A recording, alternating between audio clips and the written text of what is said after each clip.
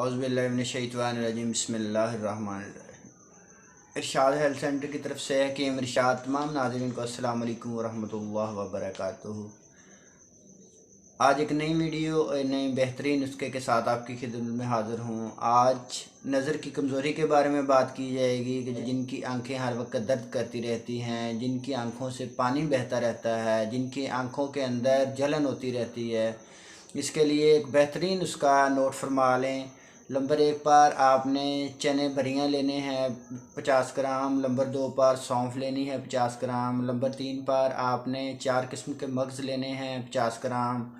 और नंबर 4 पर आपने पिस्ता लेना है 50 ग्राम। और नंबर 5 पर आपने देसी बादाम की गिरियाँ लेनी हैं 50 ग्राम। ये 5 किस्म की चीज़ें हैं, पाँचों को ले लें। साफ़ करने के बाद बारीक पाउडर बना लें। इसका तरीका इस्तेमाल ये है कि 4 से 5 चम्मच सुबह को खाली पेट आपने सिर्फ इस्तेमाल करने हैं। आहिस्ता आहिस्ता चबा कर इसको खाना है। इसके बाद आपने 10 से 15 मिनट बाद एक गिलास दूध का पी लेना है।